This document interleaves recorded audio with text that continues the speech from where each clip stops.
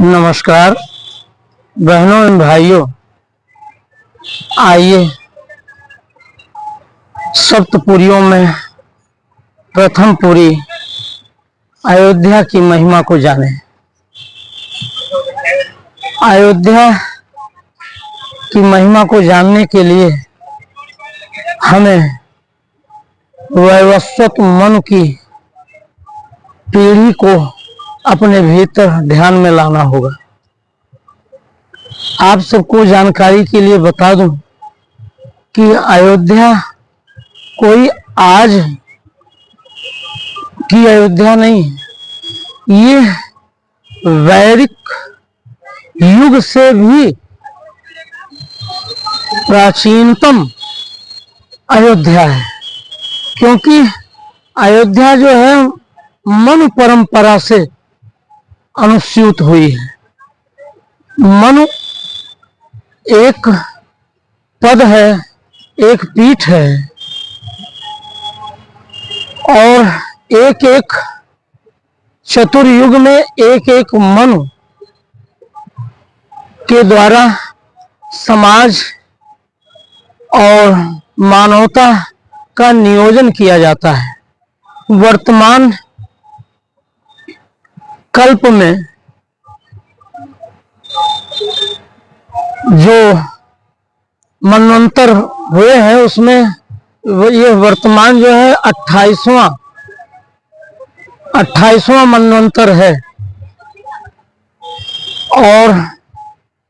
इसके पूर्व 27 मनवंतर हो चुके हैं और इस कल्प के 27 मनवंतर में आज मनु स्वयंभू मनु कहलाते हैं और ये वर्तमान मनवंतर वैवस्वत मनवंतर के नाम से जाना जाता है। वैवस्वत मन इसलिए कहलाते हैं क्योंकि इस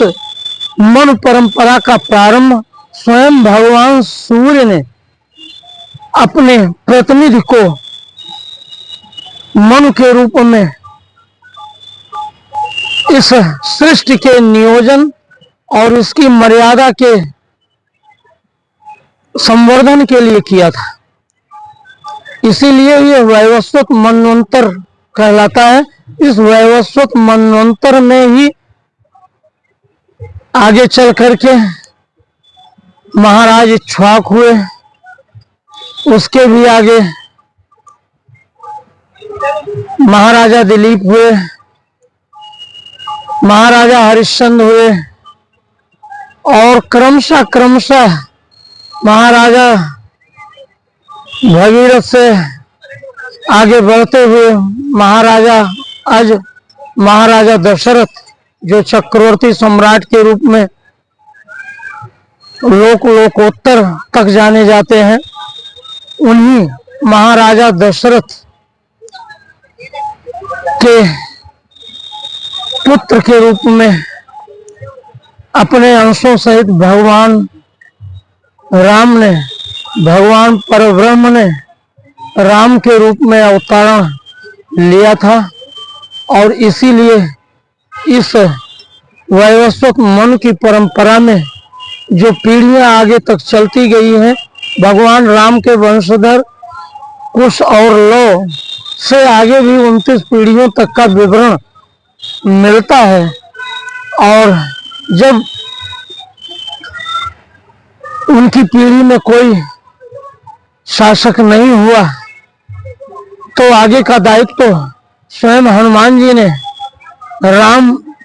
के चरित्र के पावन विस्तार के लिए अयोध्या के अधिपति के रूप में दायित्व को संभालने का कार्य किया था और आज अयोध्या के अधीश्वर के रूप में स्वयं हनुमान जी अयोध्या में विराजमान है और उन्हीं की कृपा से लगभग 500 वर्षों के बलिदानी संघर्ष, जिसमें लगभग 4-4.5 लाख सनातन धर्मावलंबियों ने अपना बलिदान किया, जिसके परिणाम स्वरूप आज दिव्य और भव्य अयोध्या आदरणीय मोदी जी प्रधानमंत्री भारत सरकार और आदरणीय योगी जी मुख्यमंत्री उत्तर प्रदेश के नेतृत्व में विकसित हो रही है और इसीलिए ये वैवस्वत मन की जो परंपरा है वो जिस आदर्श को लेकर के समाज में स्थापित है उसको जन जन तक पहुंचाने की जरूरत है, जिससे लोग आदर्श जीवन, संस्कारित जीवन और मानवता के उदात्त स्वरूप से युक्त जीवन जीने का कार्य करें। इन्हीं शब्दों के साथ धन्यवाद। जय हिंद।